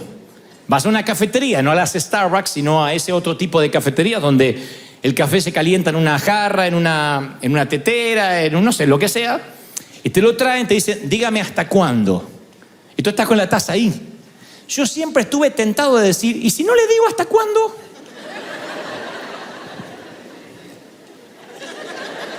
Y cae el café y se derrama sobre tu pantalón y todo, y el café sale por la vereda y se va por la... Yo digo, ¿hasta dónde? Los que ponen queso también te dicen, dígame hasta cuándo. Un día no le voy a decir hasta cuándo y yo sé que va a ser una montaña de queso. Creo que cuando pasan a un restaurante en la Unión Americana uno se puede acostumbrar y hasta tomarlo con humor. Pero en el tema de la vida, cuando uno deja que la gente decida cómo llenar tu taza emocional y espiritual, que vierta más problemas, más cargas y más responsabilidades de las que puedes contener, es algo más grave. A veces hace falta decir, basta. Tu vida es demasiado preciosa para dejarla en manos de otros, para que arbitrariamente otro decida cuánto cargarte, cuánto llenarte. La gente no sabe decir basta si tú no dices.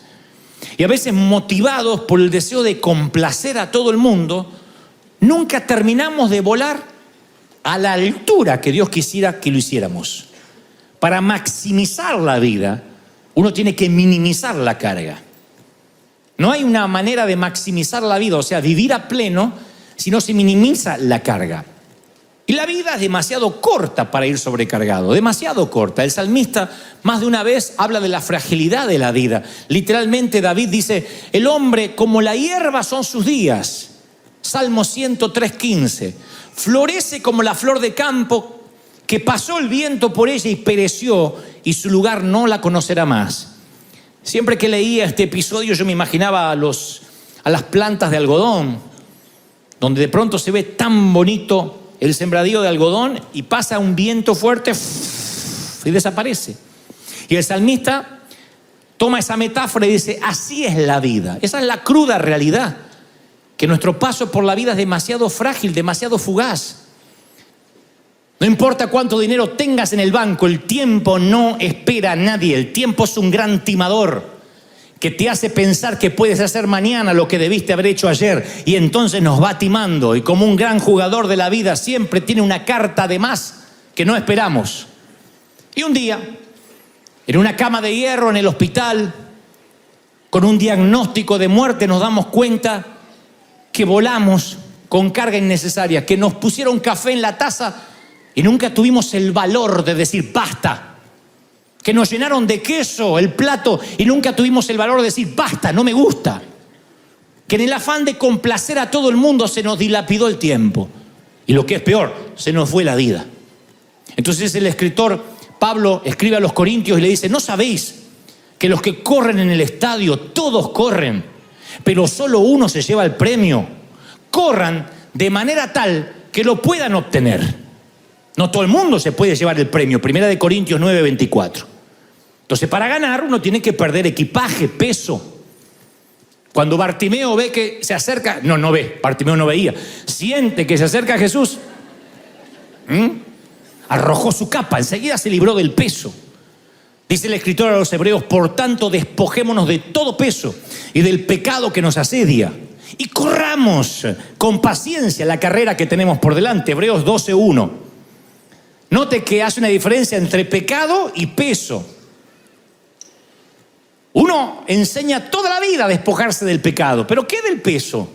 El peso no necesariamente es pecado, es peso. La carga emocional no te deja llegar.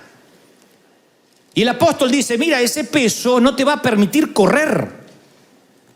Es tonto que un corredor salga a su carrera con botas, con un saco grandote, con un sombrero. Es sobrepeso, no va a llegar. Despójate de ese peso. Entonces uno tiene que parar en la vida y decir, a ver, ¿qué me da energía como corredor? ¿Qué me agota? ¿Qué solo ocupa lugar y me quita espacio?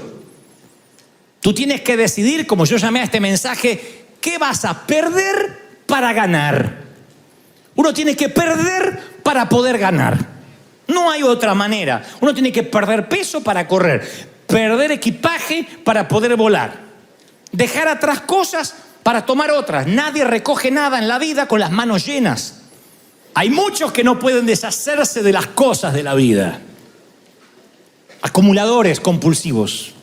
Acumulan emociones, acumulan relaciones tóxicas, acumulan sociedades que los drenan, acumulan costumbres, ritos, aunque ya no funcione. Mantienen viejas relaciones muertas. ¿Cuántos aquí podrían reconocer, ni me digan amén, que son leales a una amistad que no es correspondida? Que tú sabes que ese bote solo avanza con un solo remo. El día que tú dejes de mandar feliz día del amigo o lo dejes de llamar, ya no te llama más, pero mantienes la relación. Y un pájaro no puede volar con un solo ala y un bote no puede llegar muy lejos con un solo remo. Y tú sabes que no es una relación no correspondida y sin embargo mantenemos esas relaciones. ¿Cuántos de aquí mantienen una vieja marca de producto que no quieren cambiar por nada del mundo. No prueban nuevas posibilidades. No. Yo quiero la marca del jabón que usaba allá cuando vivía en Coatzacoalcos, esa marca de jabón. Entonces, cuando uno se aferra a lo viejo, son esas personas que vuelven a casa todos los días por el mismo camino. El GPS los quiere desviar porque se aburrió el GPS. Y vuelven. Gente con su vida llena de ritos, sin alternativas. Mi querido, no tienes mucha vida. Desde la cuna a la tumba empezamos a morir.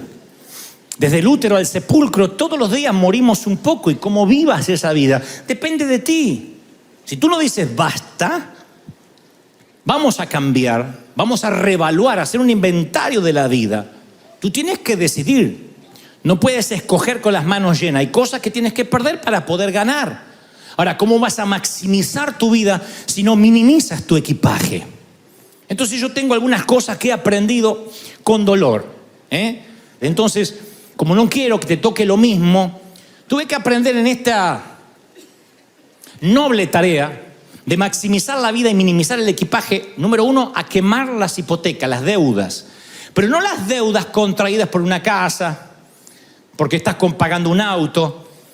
Estoy hablando cuando nos tenemos que despojar de esa deuda emocional de aquel que te reclama que estuvo allí para ti.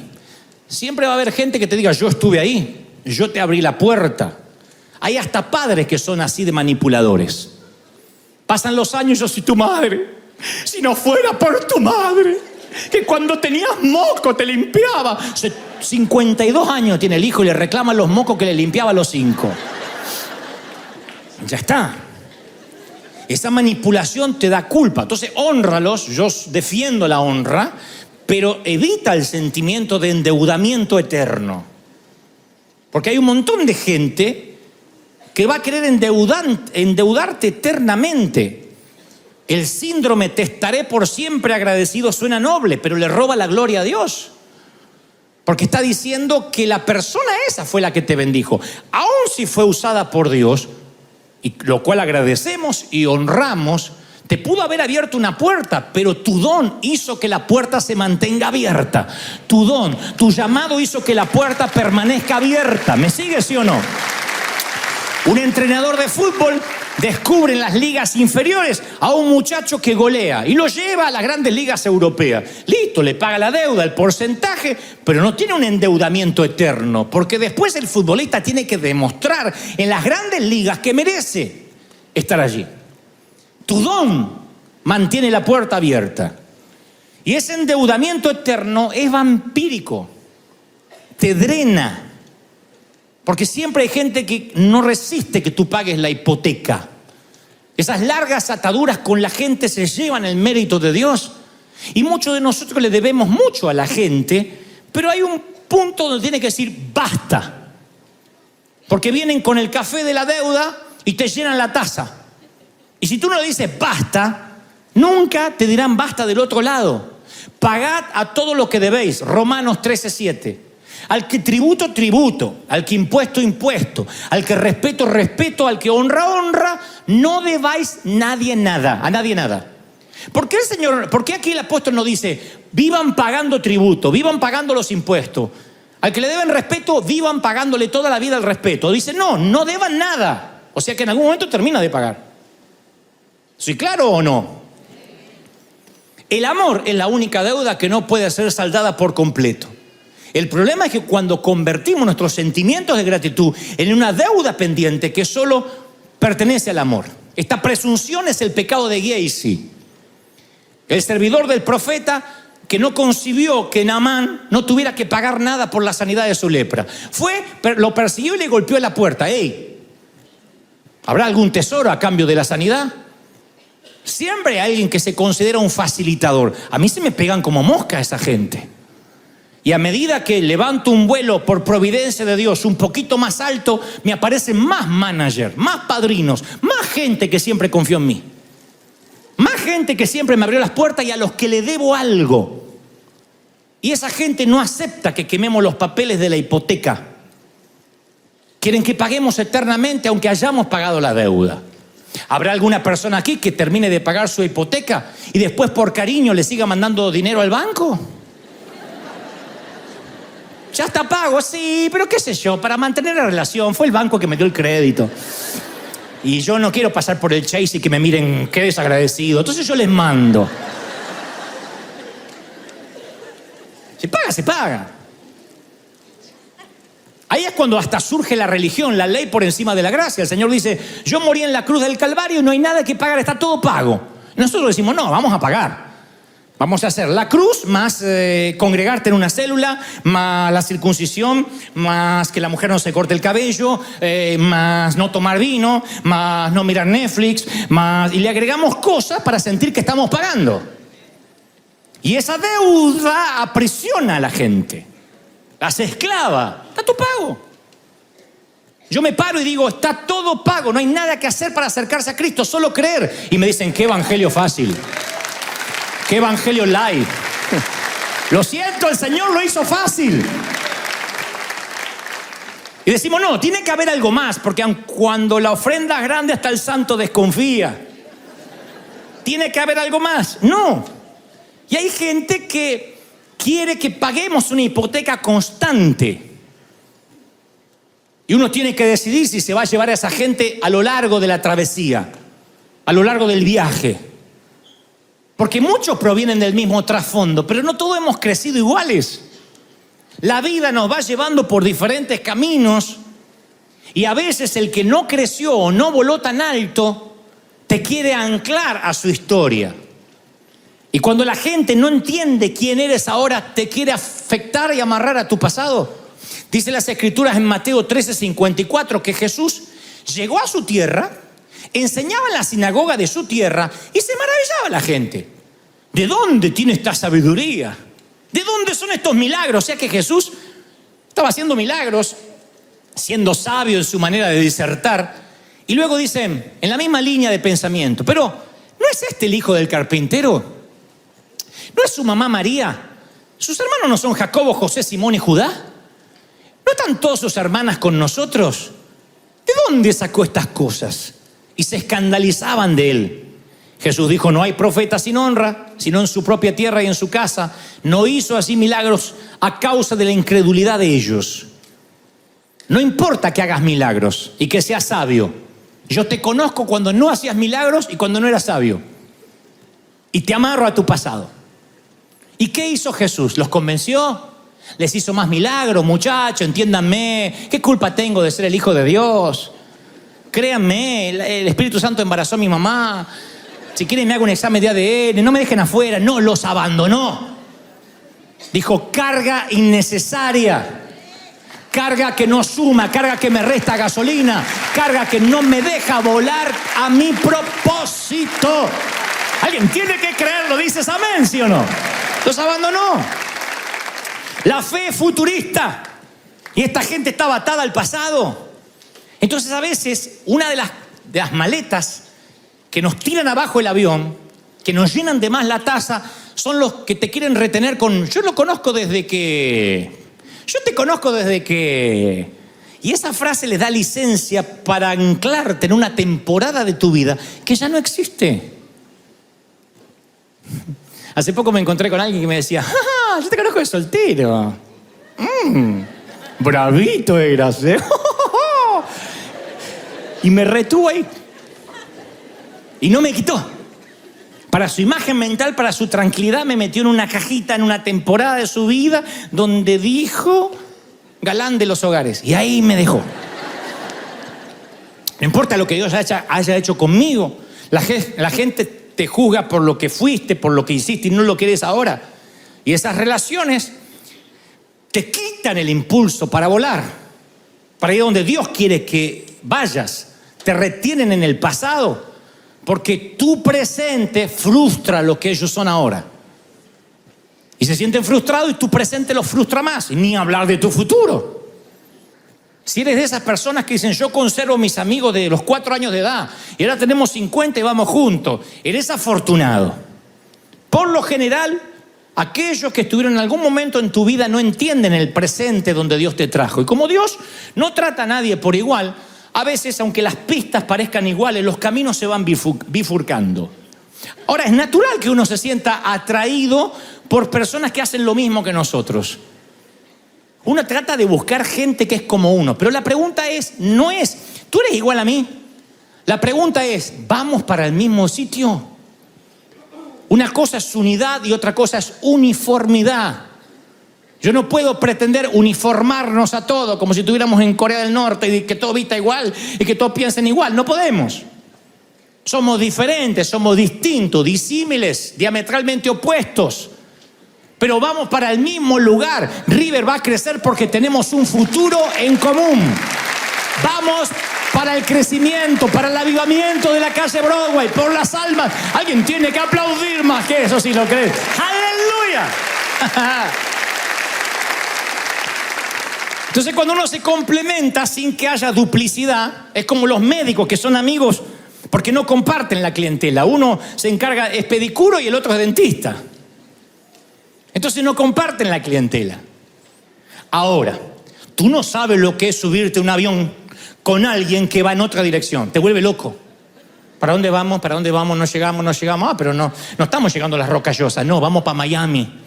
Ah, pero yo pensé que te vuelve loco. Un Jonás en el barco te lo hunde. Te lo hunde. El gran secreto de la vida es pararse, la edad que tengas, y decir, a ver, ¿vamos todos en la misma dirección? Y si hay relaciones muertas, amistades unilaterales, gente tóxica que no va en tu dirección, te va a drenar, te va a agotar la gasolina. La maleta extra hará que nos pueda llegar a destino. Y uno tiene que pararse en la vida y decir, ¿vamos en la misma dirección? Tuve que aprender con dolor que en esos cortes de relaciones uno tiene que quitarse el complejo mesiánico. Tú no eres el Mesías ni yo lo seré nunca. No somos los redentores de nadie. Y hay gente que siempre intenta hacerte sentir culpable porque tú no estás siempre ahí para ellos. Y el único que va a estar siempre ahí para ellos va a ser el Señor. Hay una diferencia entre ayudar a alguien y la asistencia social continua. A veces el ayudar puede ser un impedimento para que esa persona crezca. Te puedes convertir en un bastón o en retrasar que el hijo pródigo regrese a casa porque vas al chiquero y le llevas comida. Y justo cuando el hijo pródigo se estaba por levantar y regresar al padre, llegas tú con un montón de Taco Bell. Y se vuelve a tirar en el barro diciendo, estoy cómodo, siempre hay alguien que me trae comida al chiquero. A veces retrasa los propósitos de Dios. ¿Para qué intentar algo por sí mismo si tú siempre estás para esa persona? Y eso viene porque tenemos necesidad a veces de ser necesitados. Nos encanta que nos pidan ayuda, pero cuidado porque a veces puedes estar interponiéndote entre los que tienen la necesidad de crecer por sí mismo. A veces vas a tener que renegociar con tu hijo. Mucho lo amas, no está en tela de juicio ni sujeto a debate el amor que tienes por él o por ella. Pero no dudes en renegociar con tu hijo y decir, mira, yo no te voy a mantener toda la vida. Tú tienes que aprender lo que es buscar empleo. Tú tienes que aprender a que no te puedes gastar el salario en jueguitos porque tienes 30 años, porque estás simplemente dando por sentado de que aquí no te falta comida ni techo, entonces te lo gastas en cualquier cosa, porque el día de mañana vas a estar solo. Tus padres no van a estar y vas a tener que hacer frente a una renta, a impuestos, cosas que van a ser novedosas para él, porque siempre hubo un bastón ahí y le impediste crecer. Hay gente que te va a criticar por liberar peso. No todo el mundo está contento contigo, pero recuerda que el temor a la crítica encarcela el sentido común. ¿Qué pensarán de mí? ¿Qué dirán de mí? ¿Y si lo corto? Pero tú tienes que aceptar que estas rupturas son necesarias para tu supervivencia. Si yo no hubiese cortado gente negativa a mi lado, yo no habría volado donde Dios quería. Dolió, me criticaron. Hay algunos que dicen, Dante usa a la gente, Dante no es amigo de nadie. No, yo me doy cuenta que cuando algo impide, no tiene nada que ver con ir por las almas, ir a buscar la oveja perdida. Hablo de amistad. Hablo de aquellos que te critican Porque decir la verdad a veces aísla, duele. Hay que tener mucho valor para decir la verdad. Hay que tener mucho valor para cortar una relación. ¿O no? Dice las Escrituras, ¡ay de vosotros! Cuando todos hablen bien de ustedes, porque así hacían sus padres con los falsos profetas. O sea que si tienes a todo el mundo feliz, si aquel que grita tú corres, aquel que necesita tú le das, todo el mundo va a estar feliz. Te va a manipular, te va a chantajear, pero tú serás considerado un falso profeta. Eso dice las Escrituras. Si la gente está hablando bien de ti todo el tiempo, sí, está bien, hablan de ti, pero están robándote el sueño, la altura de vuelo. Son cumplidos demasiado caros que no te puedes dar el lujo de tener. Si yo quiero que todo el mundo me quiera, entonces le amueblamos la casa a todo el mundo que quiera renovar los muebles. Me va a querer todo el mundo, pero es un cumplido muy caro. Es un cumplido que no me puedo permitir. Entonces yo tengo que hacer un presupuesto de mis relaciones. No sé tú, pero yo no dejo de pensar.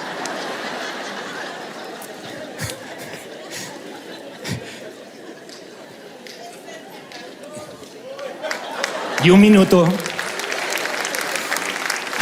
La gente productiva no tiene tiempo para pasar la vida aclarando constantes malentendidos, sentimientos heridos, egos dañados. No hay tiempo, hay que avanzar, ¿sí o no? A mí me gusta conservar las relaciones, confieso, de bajo mantenimiento. Esas que demandan un alto mantenimiento. Cuando es algo alto mantenimiento, yo le llamo a esas relaciones que subsisten porque uno da más de lo que recibe. No me digan que no tienen relaciones así o no las han tenido. Hay gente que necesita muchas llamadas telefónicas, muchas cenas, muchos favores y nunca terminas de pagar. Es el espíritu de Giesi.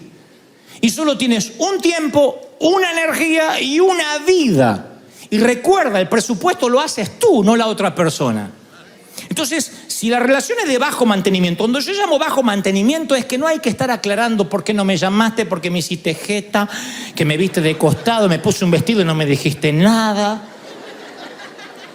Esto es verídico. Esta semana me levanto, hace 3 días, me voy al baño así, entre dormido, agarro el celular, tenía un testamento así de alguien que me dice, Dante, yo pensé que éramos amigos, pero no sé qué pasó. Estoy destruido porque siento de que la amistad nuestra, estoy hablando de alguien eventual que conocí hace poco, y siento que esto y lo otro, va y me pone versículos bíblicos, y al final me da la razón. Me dejaste de seguir en Instagram. ¿Cuándo lo seguí? Y este me drenó, me puso así, me vampirizó y me dejó como perrito atropellado así a la mañana. Porque lo dejé de seguir. Y hay gente acá que es así. Yo sé que me sacó. Antes me ponía like, ahora nada me puso. Es cansado. ¿De verdad? ¿De verdad? ¿De verdad tu vida es Instagram? ¿Quién te sigue? ¿Quién no te sigue? ¿De verdad te pones a mirar quién te vio? ¿Quién comentó? Yo sé que me vio y no comentó. Está bien, yo tampoco le voy a comentar. ¡Oh! Trump no puede dormir.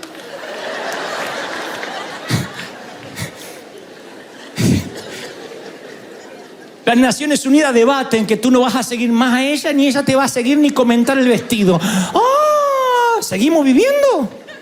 ¿Esperamos a Cristo todavía? Entonces uno tiene que fijar el presupuesto. El presupuesto emocional. Decía, hasta acá no me va a drenar. No soy un desalmado, no me salió la lemanada adentro. Estoy hablando de que con la vida y escuchando a los que peinan canas, les pregunto, ¿qué aprendiste de la vida? Y me dice cosas como a no preocuparme por tonterías, a darme cuenta que lo trascendental era otra cosa, a darme cuenta que tenemos un boleto abierto, que en cualquier momento nos vamos, a darnos cuenta, como decía el poeta Amado Nervo, vida, nada te debo, vida, estamos en paz. Para saltar las deudas con la vida, uno tiene que liberarse de la carga. ¿Vas a ser mi amigo? Bueno, no me pidas que te pida perdón todos los días. Y si me olvido tu cumpleaños, si eres mi amigo, no te ofendas. Si te ofende, no eres mi amigo. Y si voy a la cárcel y te avergüenza irme a visitar a la cárcel, aún cuando maté a la suegra, entonces no eres mi amigo. Un amigo es un amigo. Te divorcias, soy tu amigo. No te pregunto, ¿cómo? Y teniendo un matrimonio ungido. ¿Soy tu amigo o no soy tu amigo, che? El amigo soporta, el amor todo lo espera, todo lo soporta, todo lo sufre. Esa es la verdadera amistad. Lo demás, tira la carga. Y los terroristas emocionales van a querer negociar y negociar y negociar. Y eso no te evita la bomba. Nada más estiras el impacto. Tarde o temprano, cuando no puedas más, te tiran la bomba. No negocies con terroristas, nunca. Y si tienes que ir a la guerra para provocar la paz, vas a la guerra. La guerra significa no insultar, no denigrar, no adjetivizar. Significa hasta acá, basta de café, basta de queso, basta. Tengo una sola vida y tengo que volar alto y tengo un combustible reservado para el vuelo específico que Dios me envió a volar, a transitar. Y ese vuelo lo tienes que cuidar, debes hacer inventario. Tú decides cuán alto viajar. ¿Cuántos dicen amén? Vamos, ponte de pie rápido.